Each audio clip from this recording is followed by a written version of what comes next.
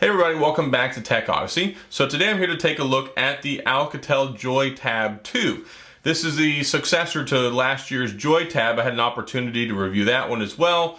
This one, lots of great upgrades. It's got more RAM, it's got more power, it's definitely zippier, and it's pretty cheap. You can get one through Metro by T-Mobile for like 119 MSRP. It's got LTE, so you can get a data plan with it, and it's just a nice budget entry-level offering, so you can have a solid tablet that keeps you connected, lets you surf the web, do your streaming services like Hulu, Netflix, and all that great stuff, but won't break the bank, and we're going to talk about it in this video. But before we get into that, I do want to say, if this is your first time stopping by the channel, I appreciate you being here.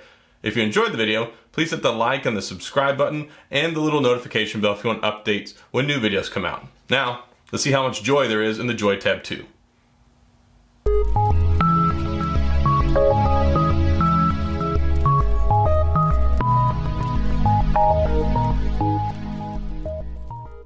Alright, so here we are with the Alcatel Joy Tab 2.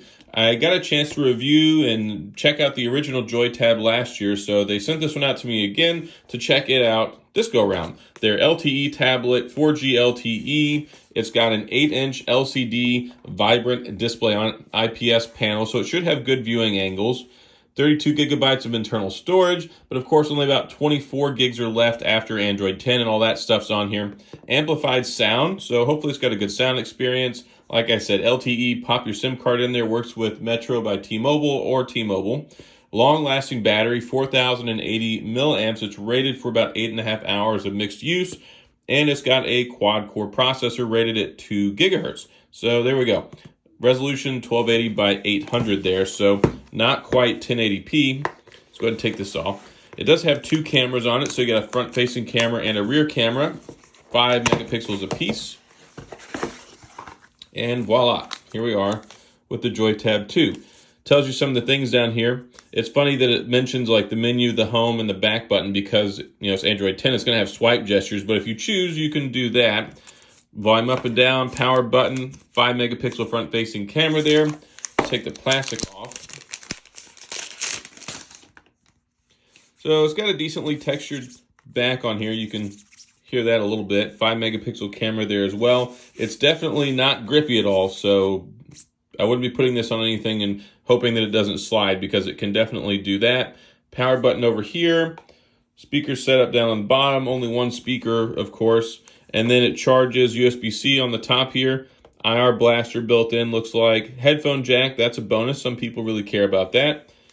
We'll go ahead and hit the power button and turn it on. This does have 3 gigabytes of RAM in it. You can put an SD card up to 256 to add on to the storage in here. And 256, you can get one of those relatively inexpensive.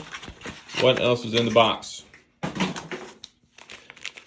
Looks like we got a charging cable here. Take this out of the packaging. Yep, USB Type A to Type C. We got a SIM ejector tool. You can use that to remove the SIM or put the SD card in there because the SD card slot's the same. Quick start guide. And then we got a tiny little power brick here. My guess is it's going to be 5 volts, 2 amps. Let's see what the jury says once we take a look at it here.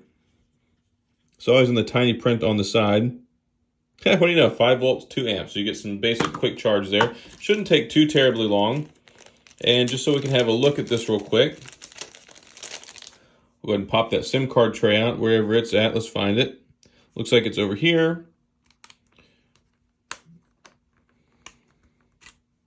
So in the SIM card tray, what you have here is the ability to use a nano SIM, and then you can put an SD card in there. So solidly constructed there.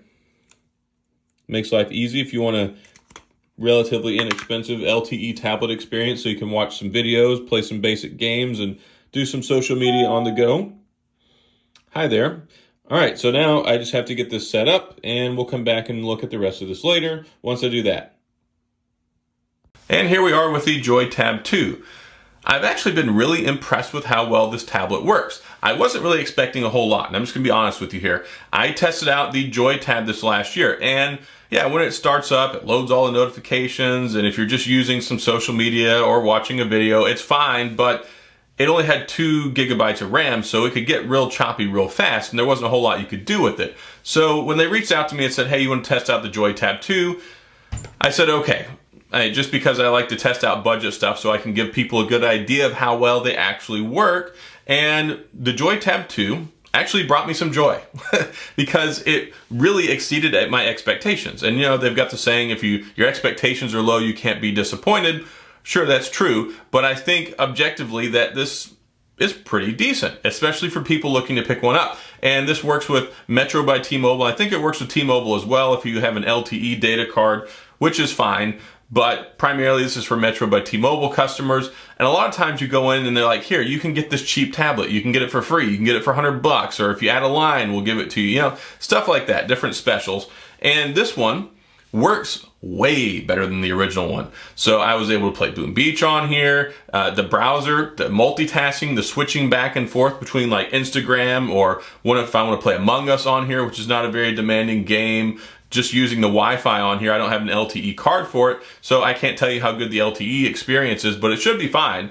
It's got the MediaTek processor in here. It's 2 gigahertz quad core, and it's got the 3 gigabytes RAM, like I said, 1280 by 800 resolution.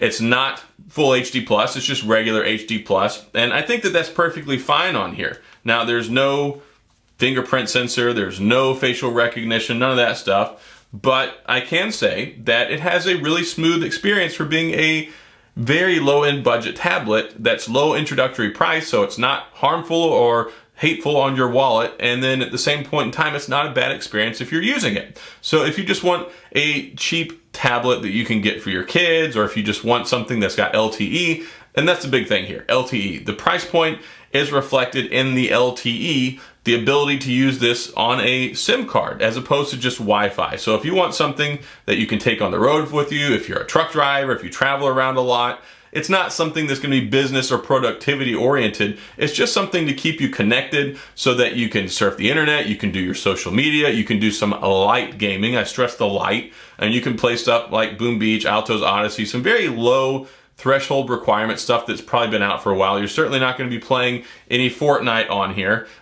I wouldn't even try that, especially because it's only got 32 gigs of storage space on here, but it is expandable. You can toss an extra 256 in there.